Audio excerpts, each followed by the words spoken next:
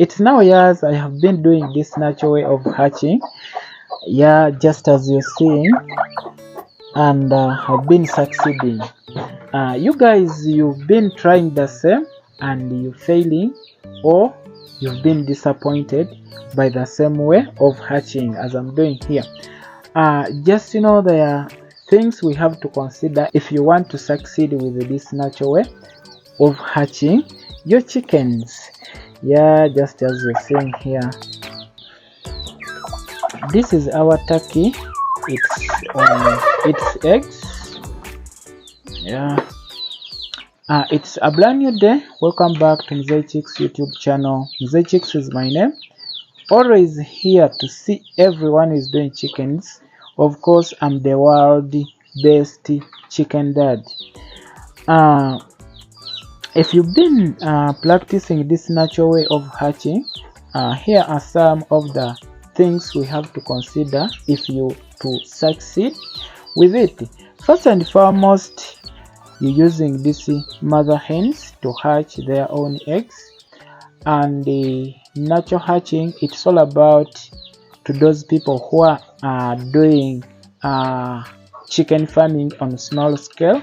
It's the only way you have to use to multiply your chickens. You people, you're doing you hatching your eggs, or you setting these chickens to hatch their eggs in the same environment with the rest of the flocks. Guys, if you're doing this, don't expect results or don't expect to succeed with this natural hatching. Whether you are in that limited space, at least if it comes to hatching, just be dividing that little space you're having to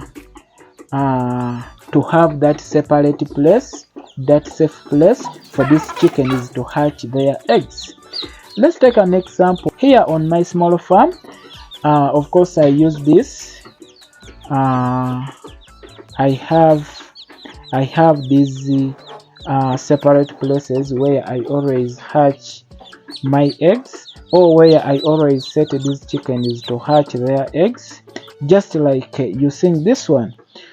In this small place you're seeing here, of course it is separate, so you just expect that chickens that are set here are the ones that are set on eggs.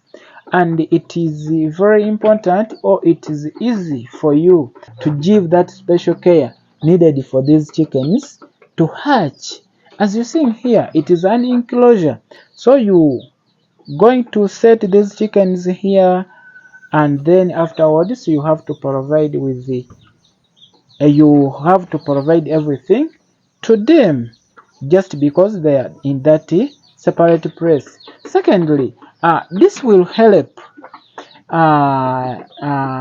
this chicken is not to be disturbed by these other chickens. As I've been saying, others you just letting these chickens to lay with the rest of the chickens. At the same time, when it reaches time for these chickens to hatch, you just setting these hatching centers in the same place where they are interacting with these other chickens. But just here on my small farm, this is the way I always do. I bring them here, we take them or we treat them separately. I always tell you guys that we treat these hatching chickens as our queens. I always treat or take these hatching chickens as my queens. So you know how they treat queens. You know how they treat queens. The same way we have to treat these chickens. So if they are not separated, you will not be able to treat them as queens. Just know you're providing them good feeds.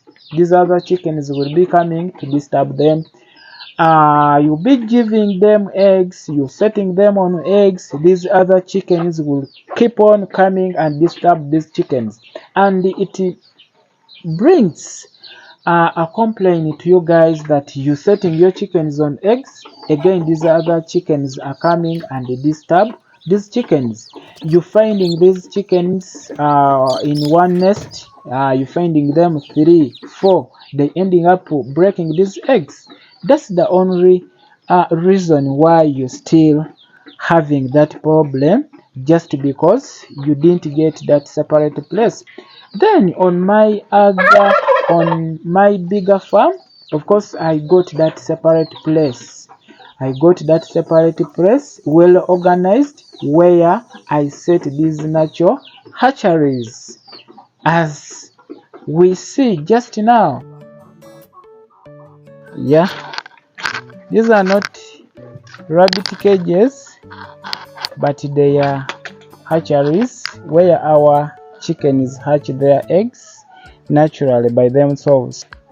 Of course, we're having numbers. We numbered that hatchery 1, hatchery 2, hatchery 3, up to. So this is where, particularly for our hatching of these chickens, as you see, it is a bit a separate place, safe for our chickens and favorable for those chickens that are hatching their eggs. Just as here, let me show you here.